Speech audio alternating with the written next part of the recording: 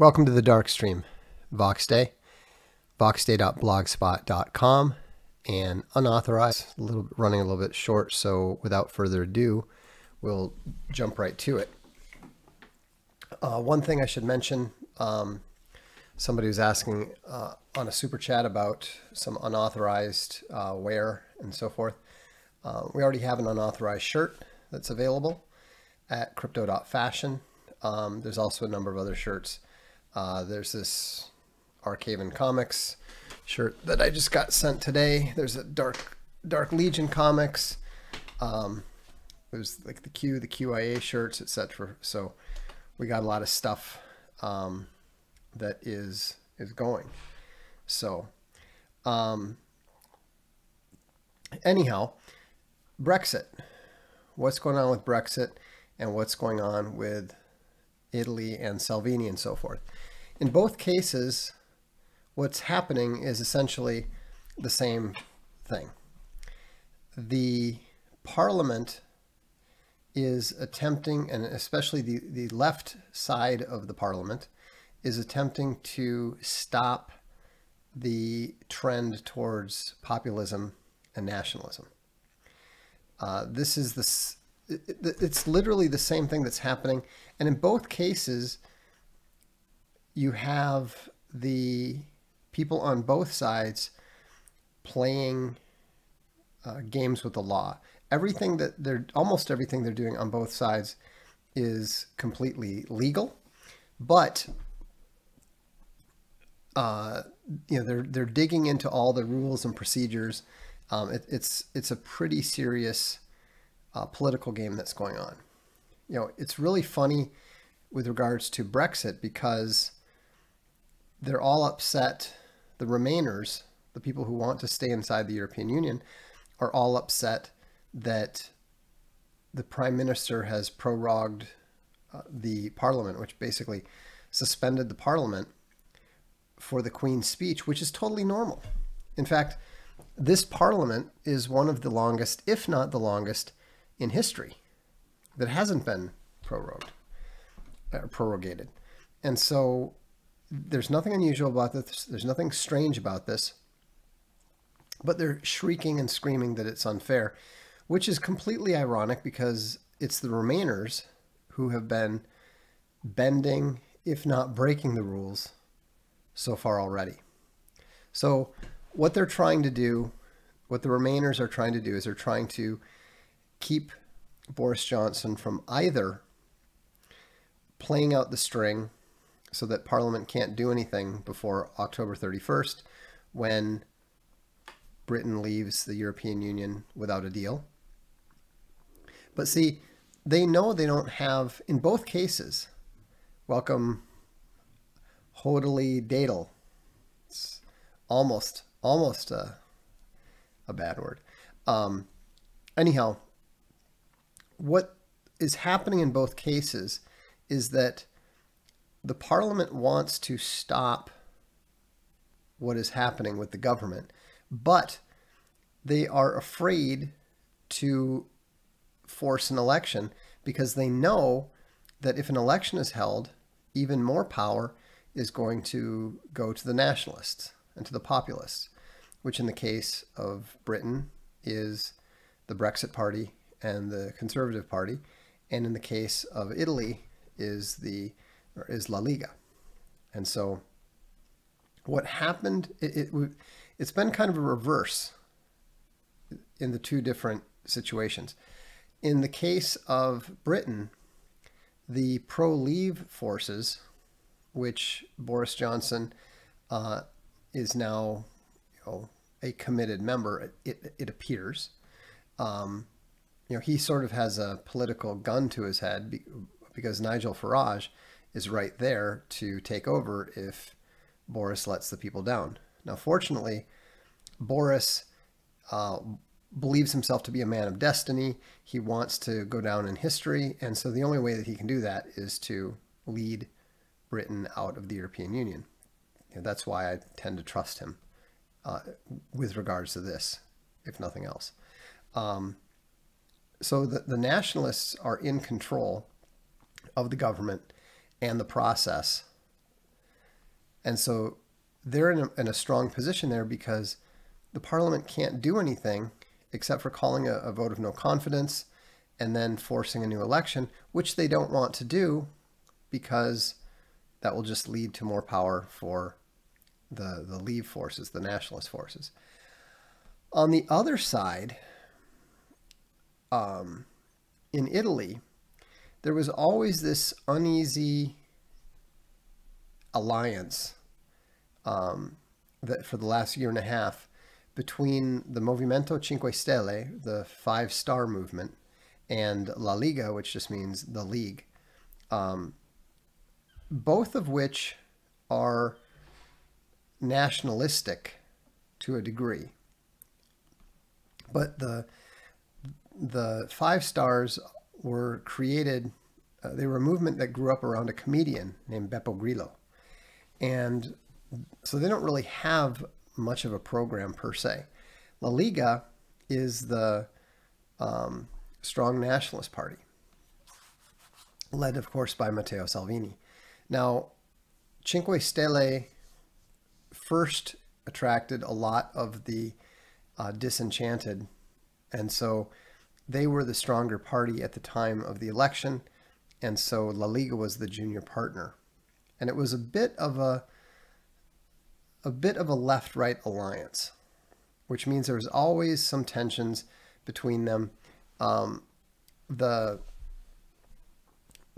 Five Stars are more friendly to the European Union.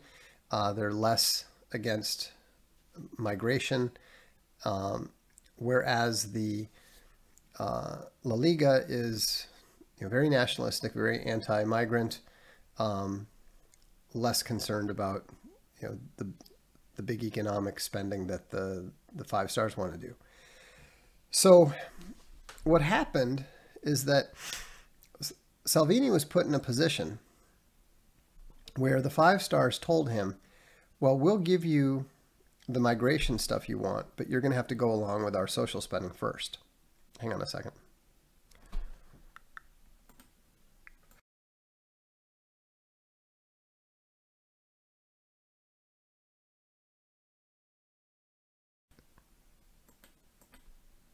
Sorry about that.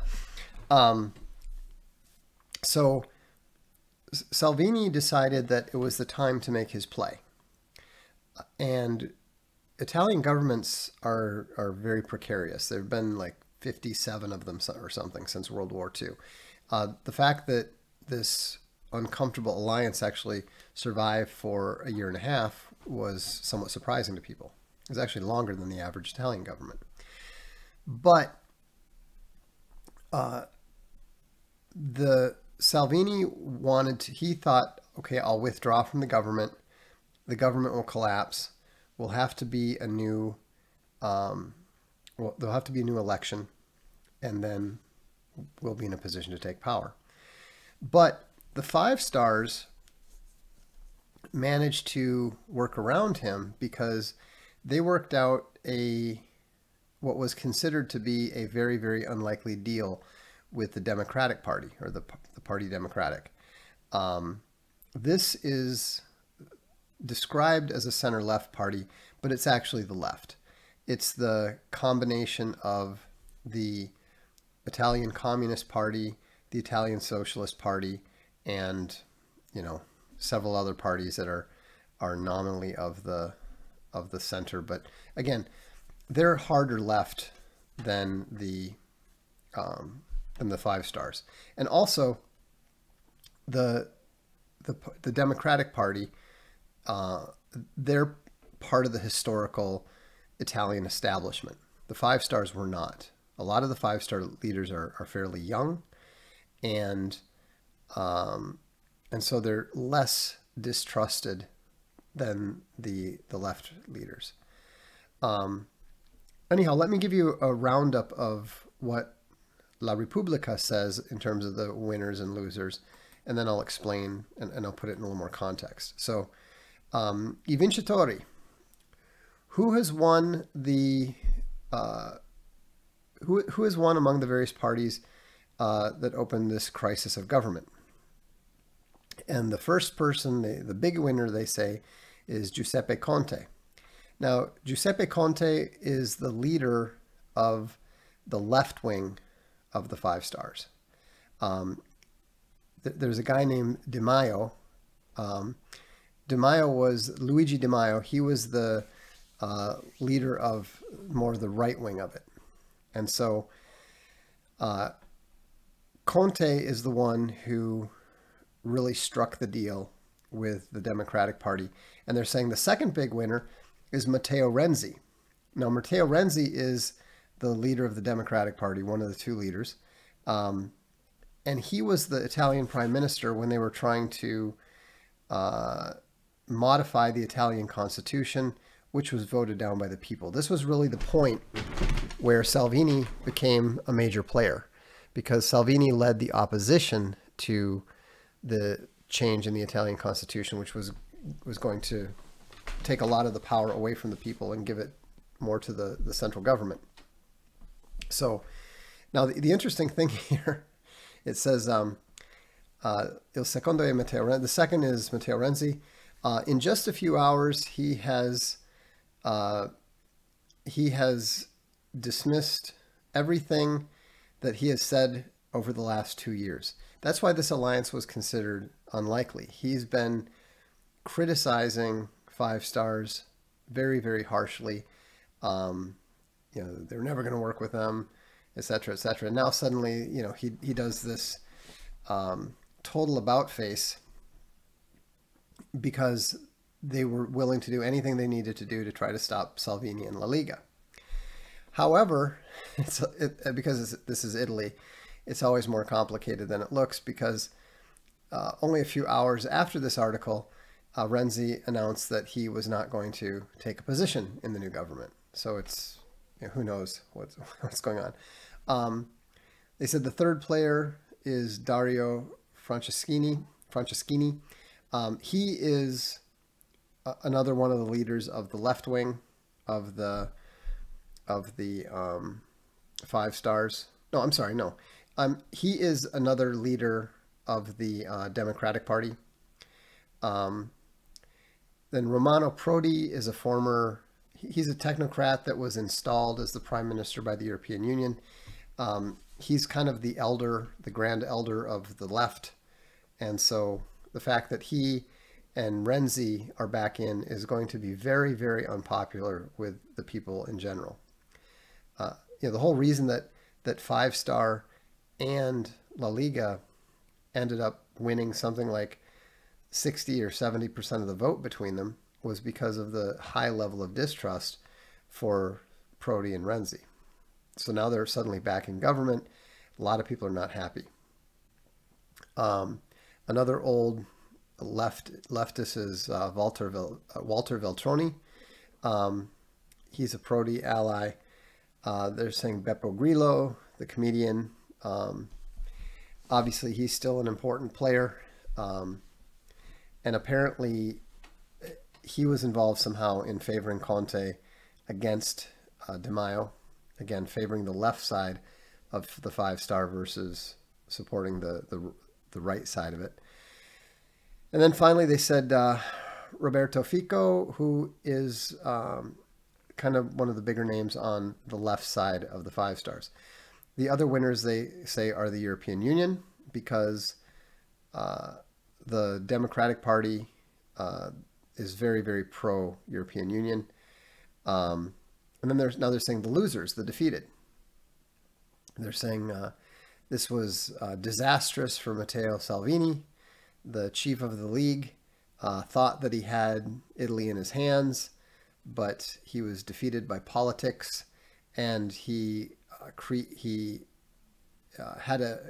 a bad error when he decided to break apart the alliance. And it was Salvini who broke apart the alliance. Remember, this was his play. They said the second loser is Luigi Di Maio, who had been, I believe he was the prime minister, but he's now been moved out of the picture. And then they're also saying that Alessandro Di Battista, who is another La Liga figure, and I don't know this guy, Davide Casaleggio. I think he's a 5-star guy. So anyhow, and then they're saying Silvio Berlusconi has demonstrated that he has no power anymore, and so basically they're saying, oh, this was really good for the left, and it's really good for the European Union, and so forth. But this is Italy. Nothing is over. Somebody said, so Salvini still has a chance? Berlusconi was being convicted of crimes, and he was still winning elections. So Salvini and La Liga are very, very, very far from over. In fact, there's a lot of belief that Salvini's play was not actually intended to take power yet. That, he knew that this was a possibility. Of course it was a possibility. And no one but a complete fool would have taken Conte or taken Renzi at his word. The guy's a left-wing political animal. So they'll do and say anything to get back in power, which they've done. But here's the thing. Nothing has changed in terms of the situation. Nothing has changed in terms of the way that the Italian people feel about the European Union. So all that's going to happen is that the various mistakes that and the economic problems that 5-star is going to cause, instead of tarring La Liga with them, La Liga is now free.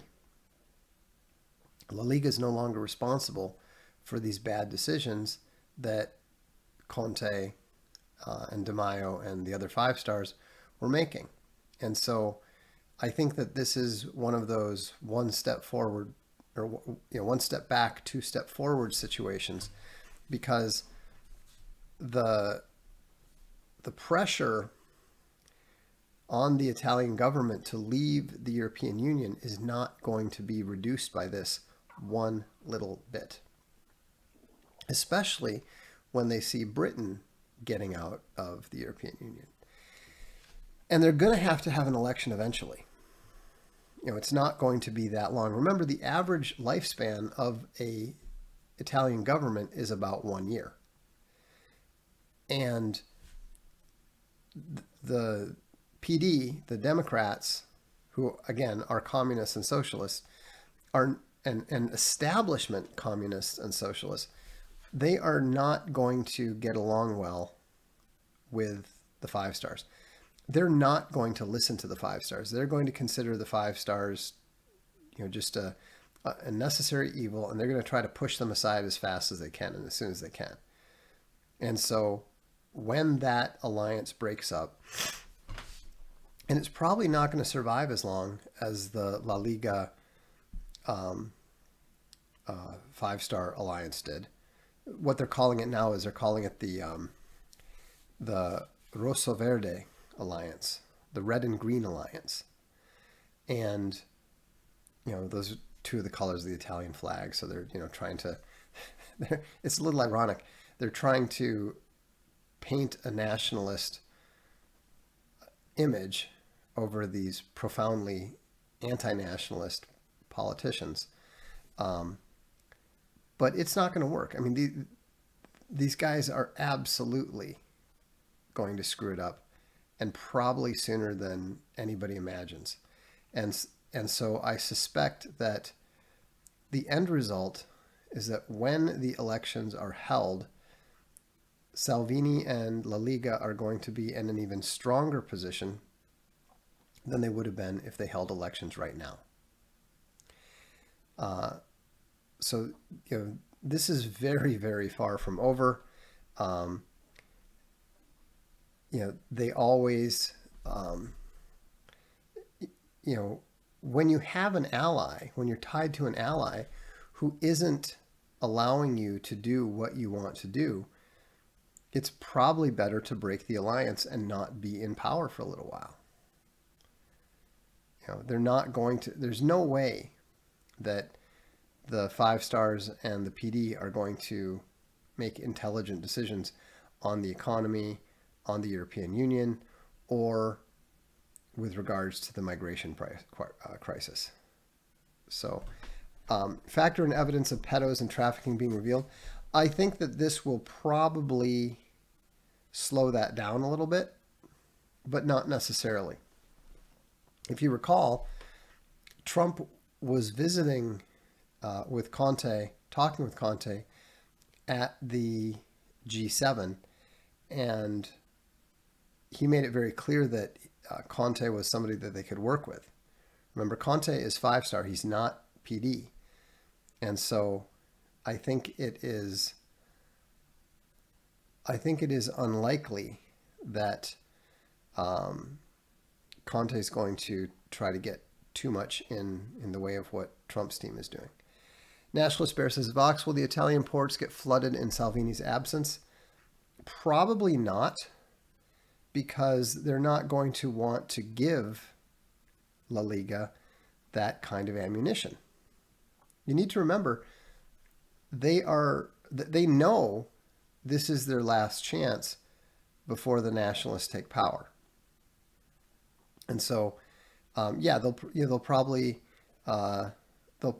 take the richer gear ships, one or two, but they're not going to simply open the ports or, remember, Italy was doing everything it could to control the migration crisis before La Liga came into government, and their failure to really do so effectively was, part of why La Liga came into government in the first place. They have soldiers, armed soldiers, squads of them at all the major train stations, keeping a very close eye on the migrants and so forth. It's not a happy situation. It's not a stable situation. It's not one that can last for long. So we'll see. But again, I think that Salvini knows what he's doing. I very much doubt this official Repubblica theme, much less what the Guardian or the New York Times writes about it, but this theme that Salvini made his big play and it blew up in his face. I very much doubt that. I'm certain that he knew that there was a decent chance that this red-green alliance was going to be formed. I think that he's just betting on the fact that Brexit and what's going on in the rest of Europe is going to allow him to have a free hand when he takes power, when La Liga takes power, in a way that he might not yet. And you also need to keep in mind, too, that Italy is Italy no matter who is in the government. There's a good review of The Leopard, Il Gatto Pardo, on the Ron Un site. And you should read that review. It's very good. It's a great book, and it actually illustrates the sort of malleability of Italian politics. Eddie Izzard has a great bit where he's talking about all the different nations, and he talks about the Italians, how they're, so the Italians are all driving on their Vespas, and they're saying, hello, we're Italians. Ciao, he said. And then Mussolini comes along and he says, you are all fascists now. And so he said they drive around on their Vespas and they say, we are all fascists now. Ciao. And so, it's a bet. It's a bet. And if the coalition fails, like Drew Jabert says, if the coalition fails, which history strongly suggests it will, then Salvini wins. So, anyhow, so let's talk about the slander that I'm going to get to. Then today, I was watching a little bit of Owen's stream, happened to catch it, and somebody was trying to call out Owen because of my relationship with Mike Cernovich, which of course is just ridiculous. You know, Owen was a lot more patient with the guy than I would have been, but I have no idea who the guy is, so you know, I don't care. Owen seems to know him, so fine, whatever. But, you know, I knew that whoever was on my stream that day was at least somewhat, or, you know, had bad information, because they said, oh, Mike is friends with Alan Dershowitz. And I'm thinking, I'm friends with Mike. I've been friends with Mike for a couple of years now. I've never heard anything whatsoever about Alan Dershowitz. I know nothing about Alan Dershowitz, you know, other than I know he's this, you know, sketchy lawyer who seems to be a bit of a fame whore. And so I went and the thing is, whoever it was on that was on my channel was just factually wrong, because they said, well, he was the producer, he was the executive producer of Mike's film, and he was in it. And I thought, well, I was in it as well, and I know that Alan Dershowitz was not the victim. No, see, Rational H-Bomb, you're wrong. Cernovich did not sue the victim for Dershowitz. You guys literally don't know what you're talking about. And let me explain. So anyhow, first of all, Mike doesn't know Alan Dershowitz. He met him while filming that film, and that is the last time he talked to Dershowitz. How do I know? Because I talked to Mike today about it. I called him up. We had a conversation about this. And the plaintiff's lawyer is on record. It doesn't matter. It's not, just if you interrupt me, if you try to make a point again while I'm talking, I will ban you. So just shut up until I'm done. So what happened is that Lauren Feldman, who was the director of Silenced, wanted Dershowitz on it. No, it's not Hoax. This is about Silenced. So Silenced, where Lauren was the director, Lauren picked out some of the people, and Mike picked out some of the people. Mike interviewed them all. And that was the full extent of Mike's contact with Alan Dershowitz, which was interviewing him for this interview that Lauren had set up. And that was, I don't know, 4 years ago, 5 years ago, something, whatever it was. Anyhow, Mike filed to get the records unsealed in 2017 because he was trying to go after Epstein and Ghislaine Maxwell. And so he filed this motion to get the records unsealed. This is in 2017, and that motion was rejected. Then, in 2018, he appealed the rejection of that motion. At the same time,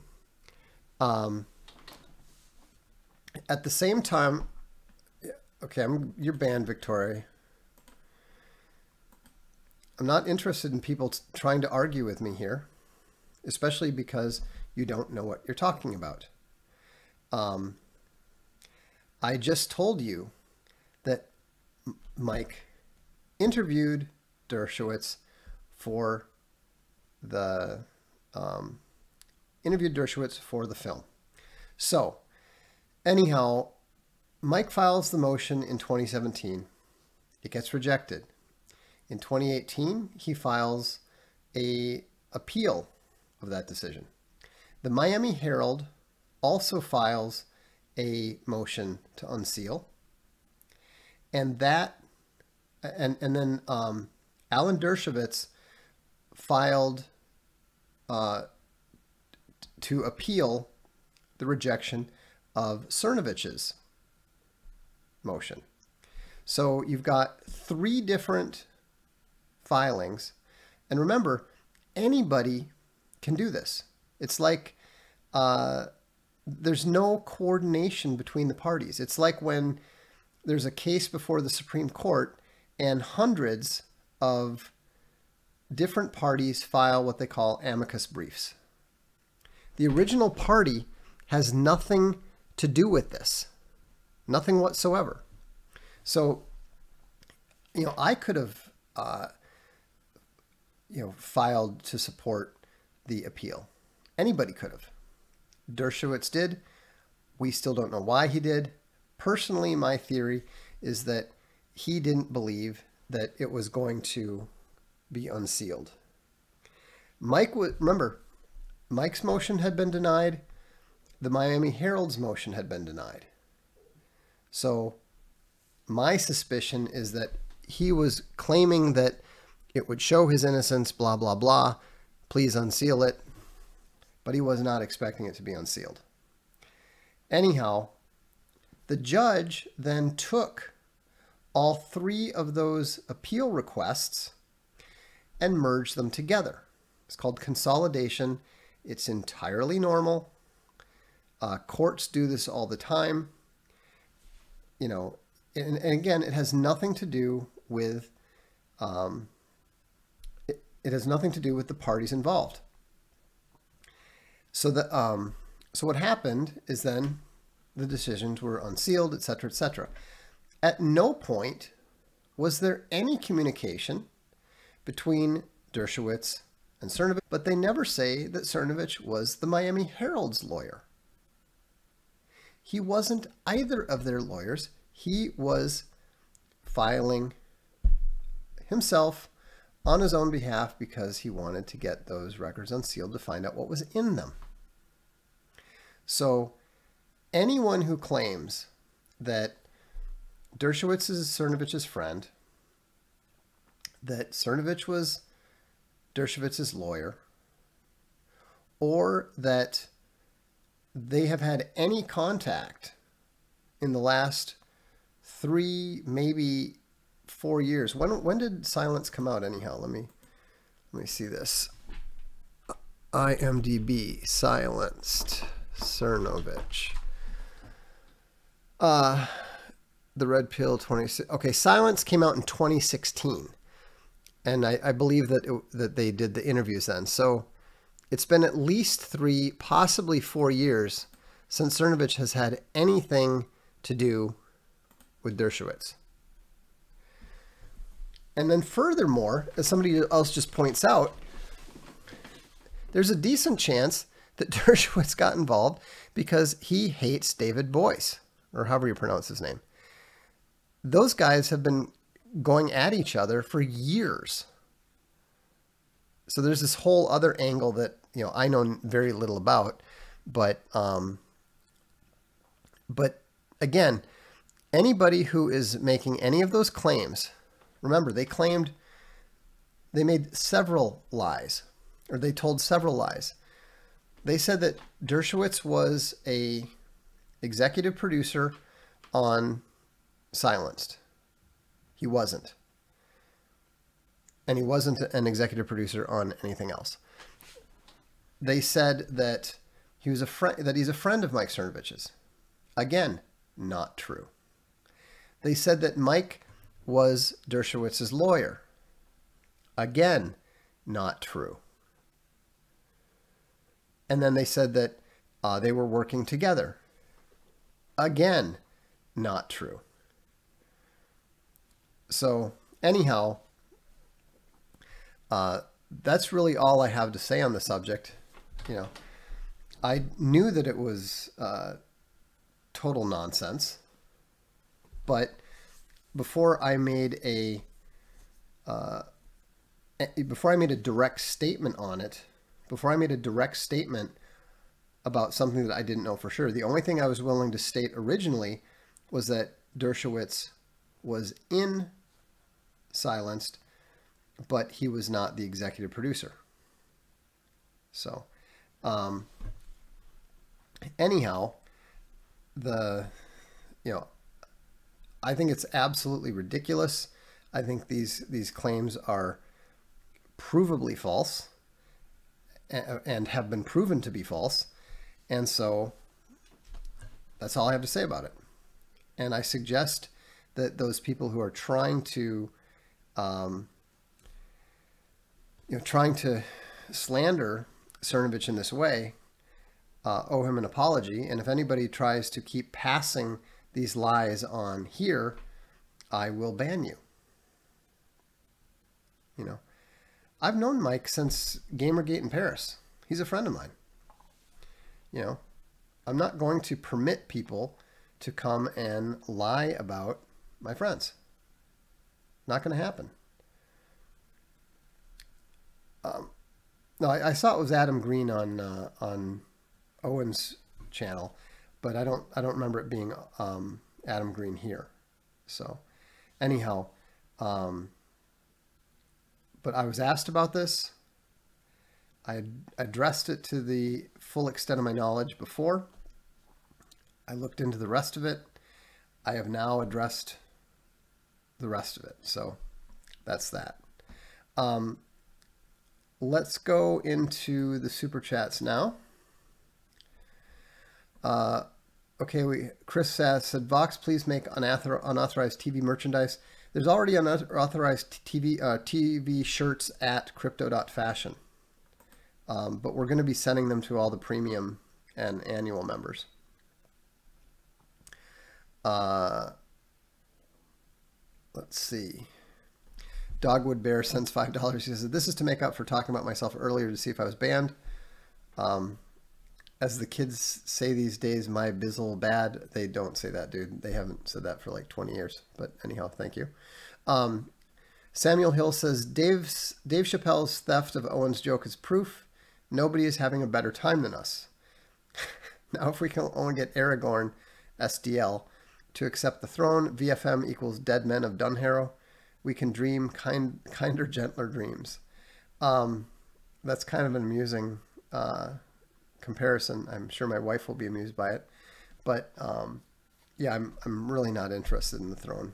I'm perfectly happy out in the wilds doing my thing, hunting orcs. Satoshi Bear throws in $5, as seems to be his evening custom. Thank you, Satoshi Bear. Lion's Share Logo says, use of weapons, manifestations of spirit, 1 Corinthians 12. I don't know. Dan Weston says, in just 20 minutes, I understand more about Brexit than in the past 3 years. Thanks for clarifying things so succinctly. You're welcome. I didn't actually think I did a particularly good job on that one, but I hope it helped. Al B says, Vox, the wife and I are looking for real estate in the Mediterranean, Greek islands, or Italy.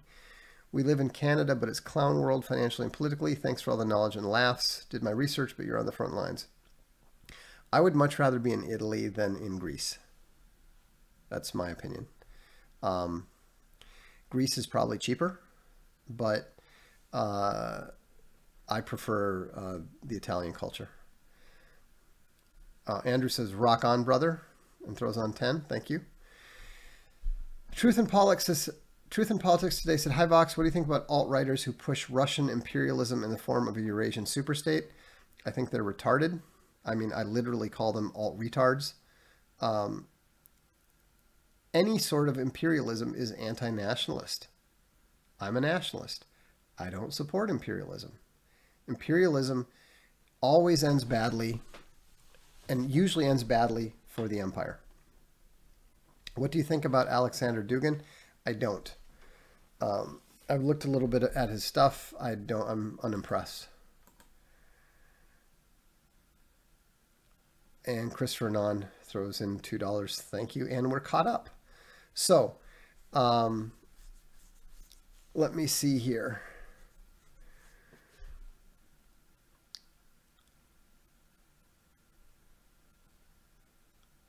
All right.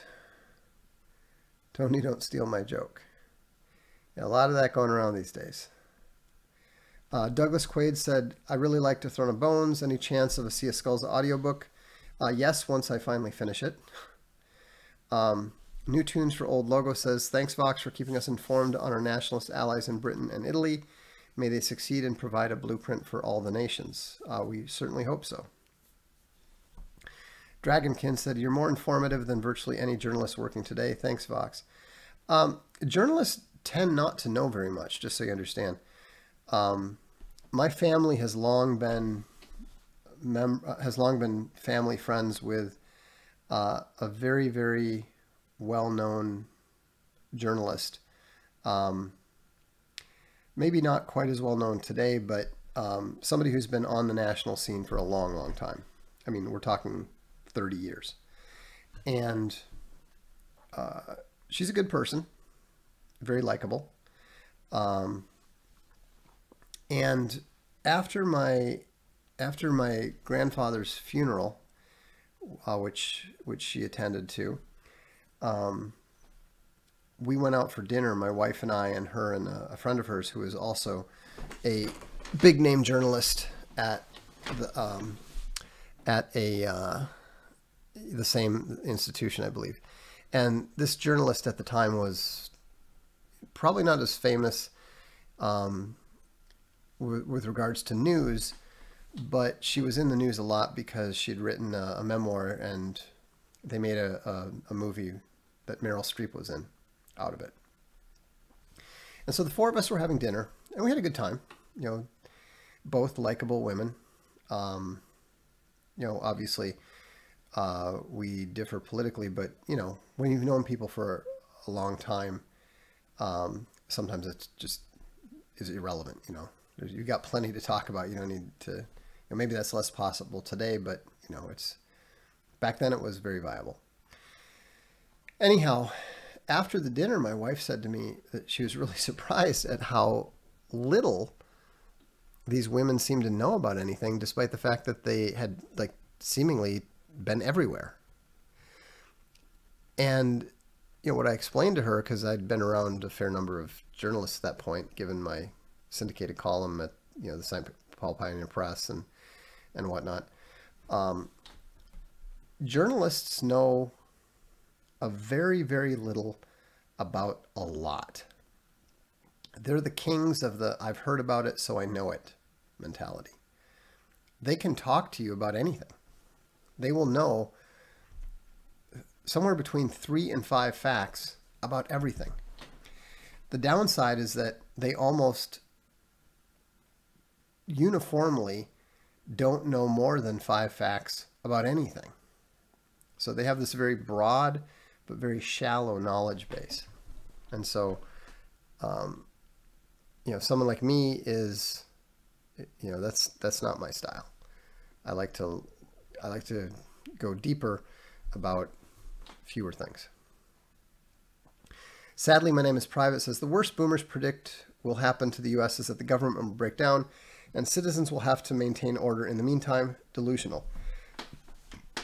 Of course, because they can't imagine anything beyond their, the limits of their experience.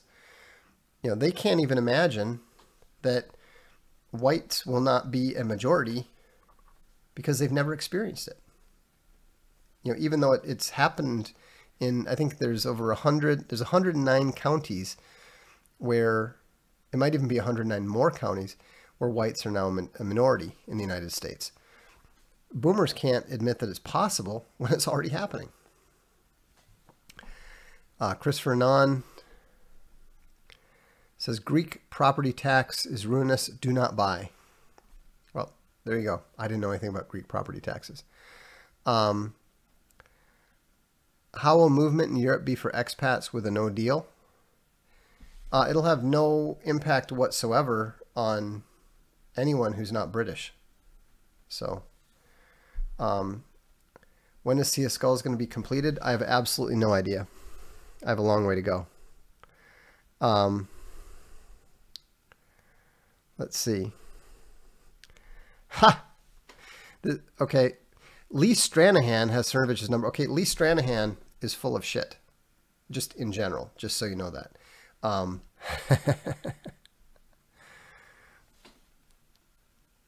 Let's see here.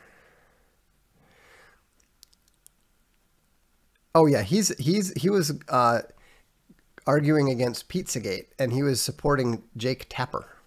That's what it was. Anyhow, I don't take Lee Stranahan seriously. I never have.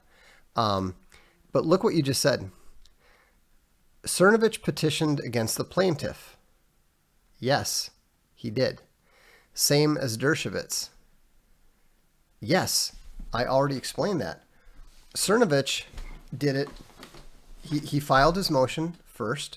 The motion was rejected. Then he filed the appeal. And then Dershowitz filed in support of the appeal. That has nothing. I mean, what you said is true, but it doesn't have the implication that you seem to think it does. So either you're stupid or you're being dishonest. Which is it?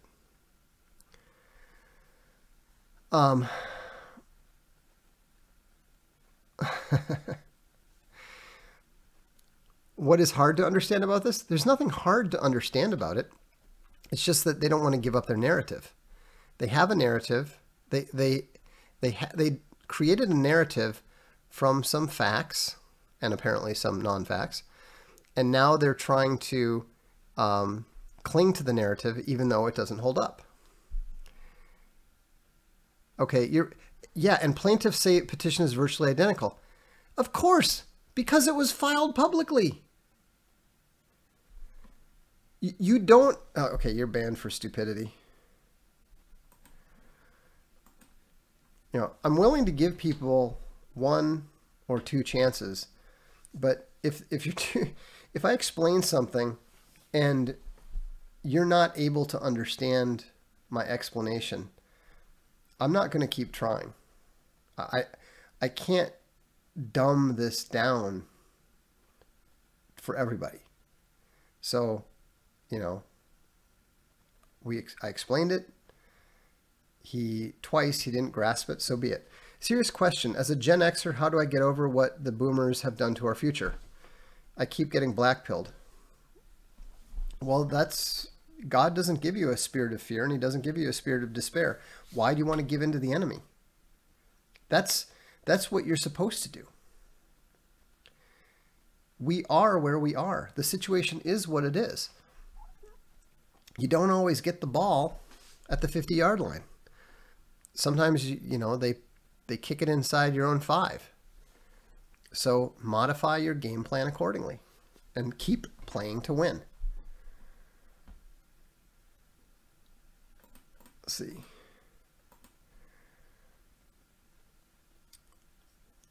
Legal technicalities are above most people's heads. That's often true, but I think it's more like T. Greeny says, they're just too stuck in their narrative. You know.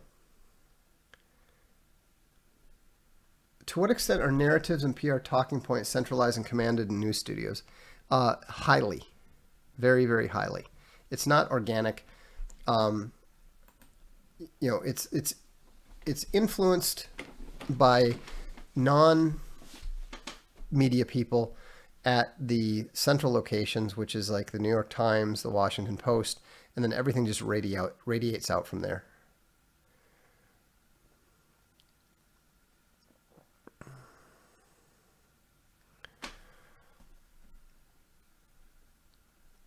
So, okay, now before we go, I need to, I got some big news for you here.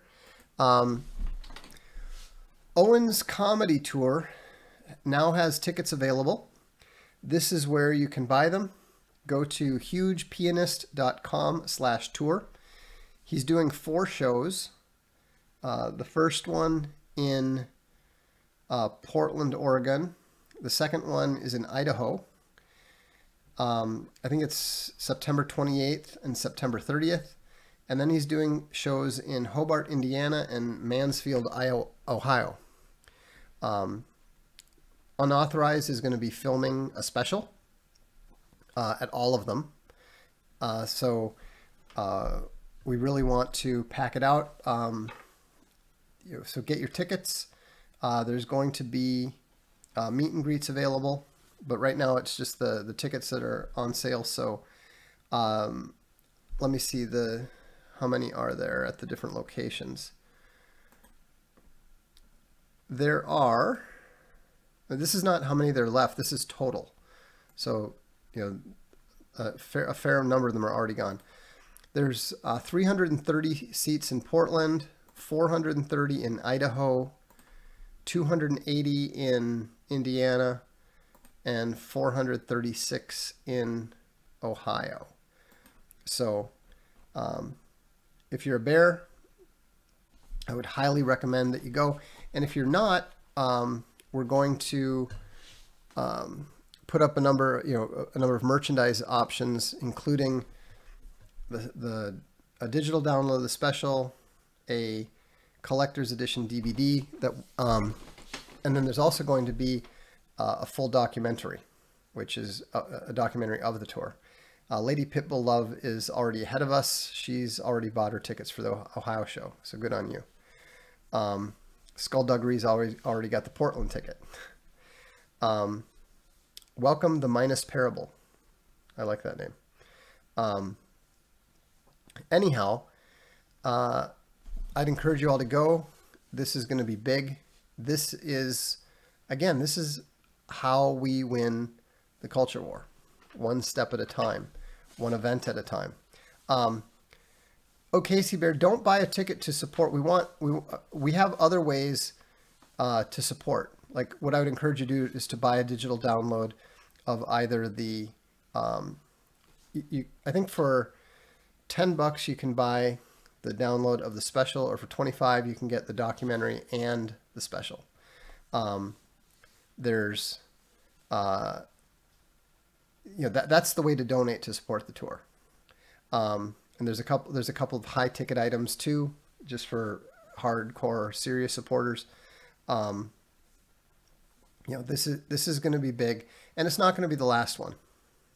This is just going to be the fall tour. There's probably going to be a spring tour as well. So,